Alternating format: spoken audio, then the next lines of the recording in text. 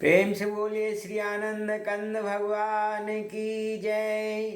श्री सद्गुरुदेव महाराज की जय। अखंड मंडलाकारं व्याप्तं येन चराचरं तत्पदं दर्शितं येन तस्मै श्री गुरुवे नमः। सभी प्रेमी भक्तों का हरि बोल यूट्यूब चैनल पर हार्दिक अभिनंदन है। आप सभी प्रेमी भक्तों का हृदय से आभार प्रकट करता हूँ। आप मुझे इतना स्नेह प्रदान कर रहे हैं। सज्जनों, अपनी टूटी फूटी वाणी के माध्यम से श्री सद्गुरुदेव महाराज की कृपा से जो उनके चरणों में बैठ कर के अनुभव किया है, वही मैं आपके सामने रखने का एक छोटा सा विनम्र प्रयास करता हूँ। सज्जनों, सारे शास्त्रों के अंदर अगर हम अध्ययन करेंगे तो हम पाते हैं कि गुरु महिमा जो है सभी शास्त्रों के अंदर, सभी पुराणों के अंदर, सभी ग्रंथों के अंदर, चाहे वह रामायण है, चाहे वह भगवत गीता है, चाहे भागवत है, या अन्य धर्मों के भी जैसे ग्रंथ साहिब है, कबीर वाणी है, संतों की वाणी है, जहाँ कहीं भी हम नज़र डालेंगे वहाँ पर गुरु महाराज जी की महिमा का मुक्त कंठ से वर्णन किया गया है। श्री रामचरितमानस के अंदर भी संत शिरोमणि तुलसीदास जी रामायण का, रामचरितमानस का जब प्रारंभ करते हैं तो वहाँ भी कहते हैं, जही सुमिरत सिद्धि होय गणनायक करिवर वदन, करहूँ अनुग्रह सोय बुद्धि राशि शुभ गुण सदन। सबसे पहले भगवान गजानन की, विनायक भगवान की वह वंदना करते हैं। तत्पश्चात कहते हैं, उसके बाद में भगवान नारायण की वंदना करते हैं। उसके बाद में भगवान शंकर की वंदना करते हैं। कुंद इंदु समदे उमा रमन करुणाहन, जाहि दीन पर ने करहूँ कृपा मर्दन मयन। भगवान नारायण, भगवान शंकर की वंदना के पश्चात तुलसीदास जी लिखते हैं, बंदऊ गुरुपद कंज कृपा सिंधु नर रूप हरि, महामोहतम पुंज जासु वचन रवि करनी कर। सज्जनों, कहते हैं, मैं गुरु महाराज जी के चरण कमलों की वंदना करता हूँ जो नर रूप में साक्षात हरि हैं और जिनके वचन रवि की करनी करते हैं। रवि की करनी क्या है? जैसे सूर्य उदय होता है तो संसार के अंदर से सारा अंधकार नष्ट हो जाता है। ऐसे ही सज्जनों, श्री गुरु महाराज जी के जो वचन हैं वो हमारे हृदय के अंदर जब प्रकट होते हैं तो वो भी प्रकाश पैदा कर देते हैं, जिसके लिए वेदों में, शास्त्रों में कहा गया, तमसो माँ ज्योतिर्गमय अस्तो माँ सदगमय।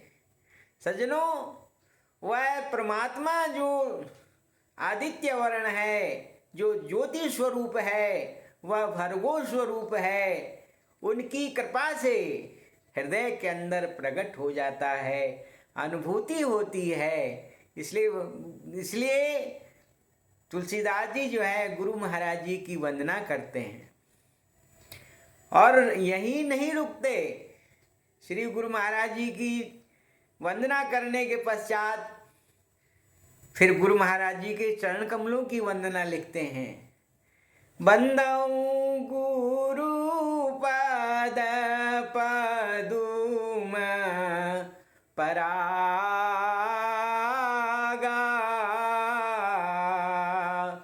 सुरुचि सुबास सरसी अनुरागा।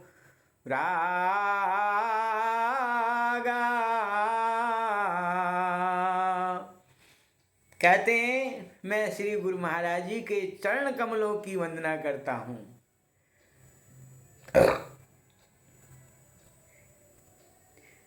सज्जनों,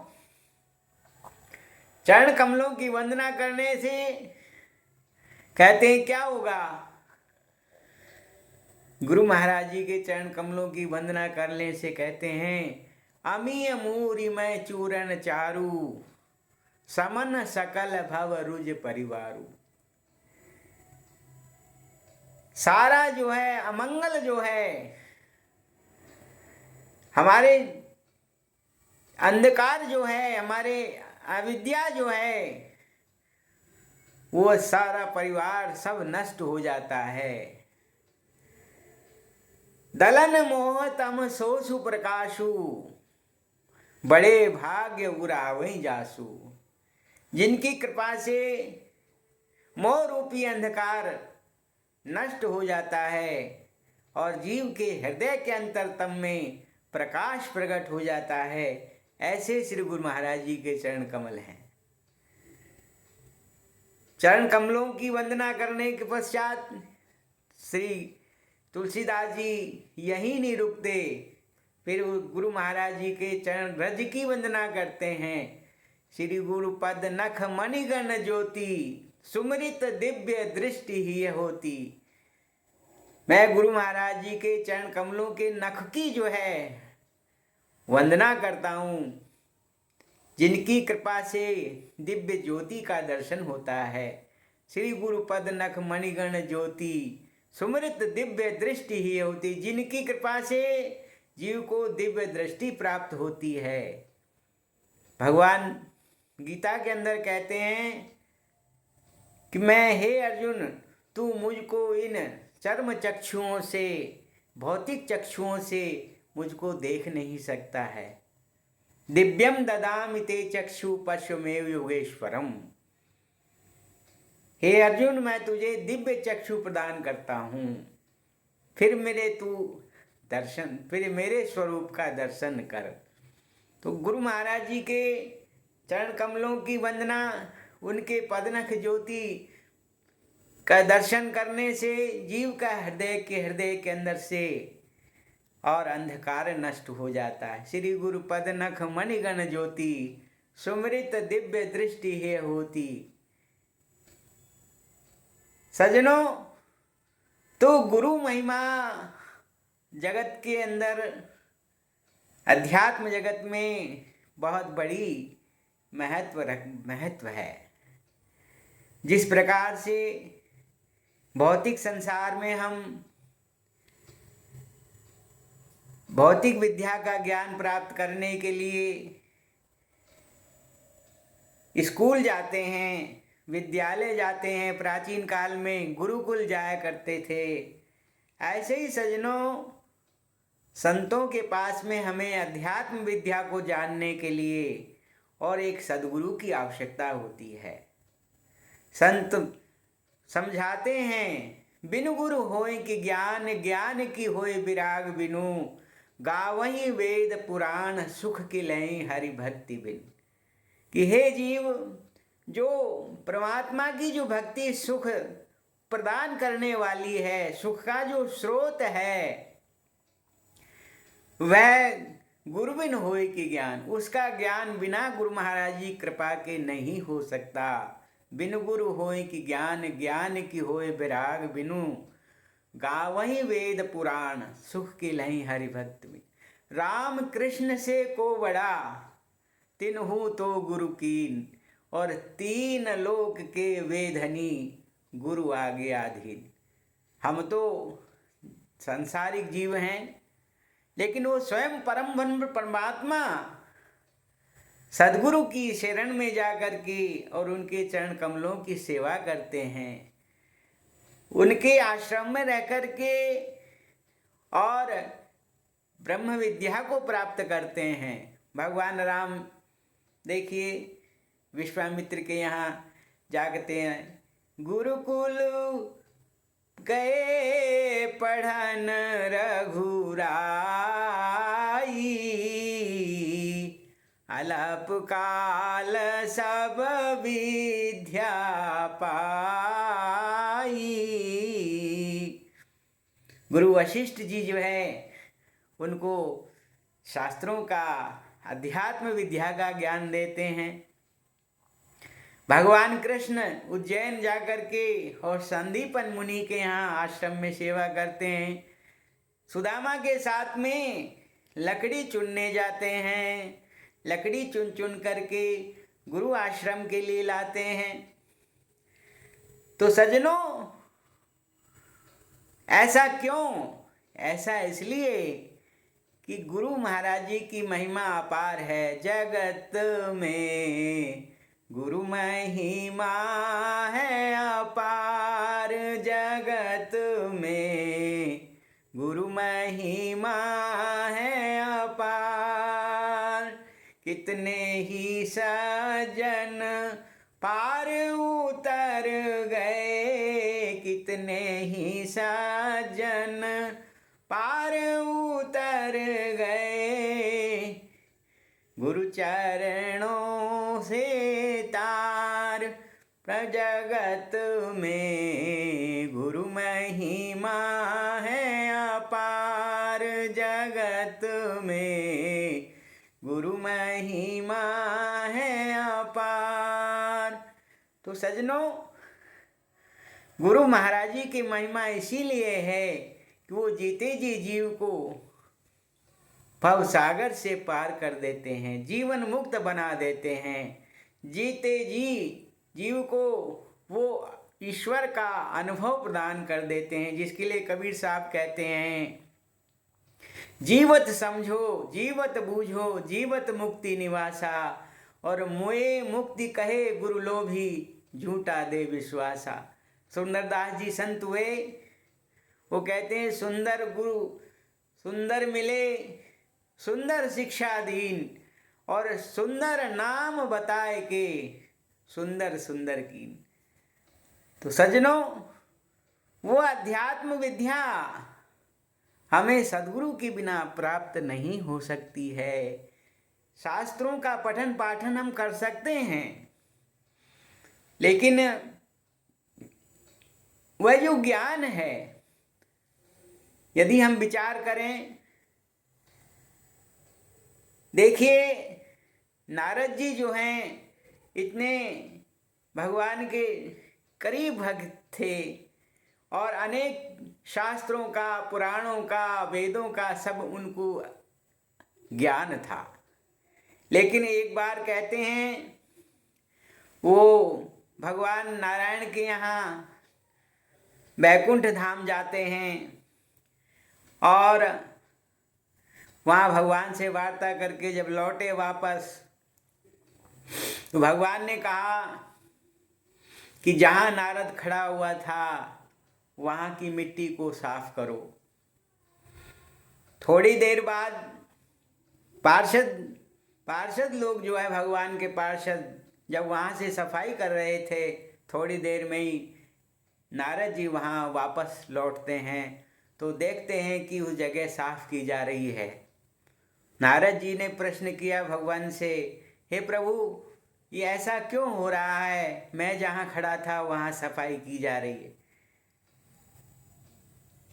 तो भगवान कहते हैं कि नारद, तुमने गुरु धारण नहीं किया है, तुम अभी निगुरे हो, इसलिए जहाँ तुम खड़े थे वह जगह अपवित्र हो गई, उसे हम सफाई कर रहे हैं। तो भगवान ने कहा, भगवान से नारद जी कहते हैं कि प्रभु, मुझे बताइए, मुझे निर्देश कीजिए, मेरा मार्गदर्शन कीजिए कि मैं किसको गुरु बनाऊं। भगवान ने कहा कि जो श्रोत्रिय हो, ब्रह्मनिष्ठ हो, उसको गुरु बनाना चाहिए। नारद जी ने संकल्प किया कि कल सुबह सुबह मुझे जो भी ब्रह्मनिष्ठ श्रोत्रिय गुरु मिलेंगे, जो सुबह सुबह मुझे मिलेंगे, मैं उन्हीं को गुरु धारण करूंगा। तो सज्जनों, सुबह सुबह नारद जी देख रहे थे तो इतने में एक मछुआरा जो है जाल लेकर के और मछली पकड़ने जा रहा था। नारद जी ने पैर पकड़ लिए, चरण पकड़ लिए और कहा, प्रभु मैं आपको गुरु धारण करना चाहता हूँ। भगवान ही थे मछुआरे के रूप में। सज्जनों, नारद जी जो है गुरु धारण करके और भगवान के धाम में आते हैं और भगवान से कहते हैं कि प्रभु मैंने आज गुरु धारण कर लिया है, पर वो मछुआरा है।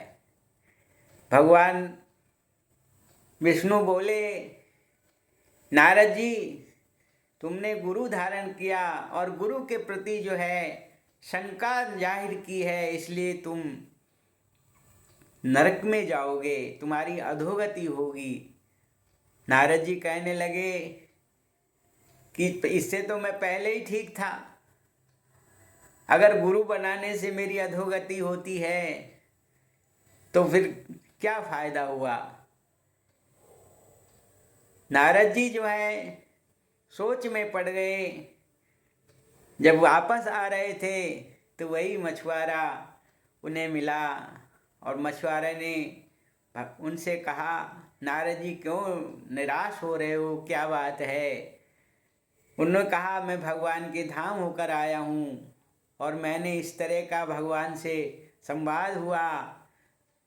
मैंने आपके प्रति शंका जाहिर की, पर लगा दिया। भगवान कहने लगे कि तुम्हें नरक जाना पड़ेगा। गुरु महाराज ने कहा, ठीक है नारद जी, मैं तुम्हें रास्ता बताता हूँ। नारद जी को वह जो धीमर गुरु थे, भगवान ही स्वयं थे, वो तो धीमर का रूप धारण किए हुए थे। वो कहते हैं कि नारद भगवान से पूछना कि नरक का नक्शा बनाओ, कैसा होता है, मैं देखना चाहता हूँ।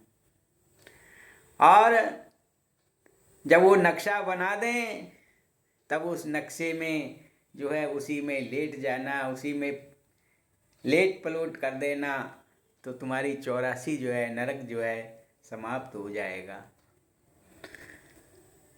तो वह फिर भगवान के धाम जाते हैं और भगवान श्री विष्णु जी से कहते हैं, प्रभु मेरी एक शंका है। मुझे गुरु महाराज ने बताया है कि मेरी जो 84 है वो आपके हाथ से ही समाप्त हो सकती है। आप ही मेरे उसको नरक को समाप्त कर सकते हैं, नरक के बंधन से मुझे तार सकते हैं। तो सज्जनों,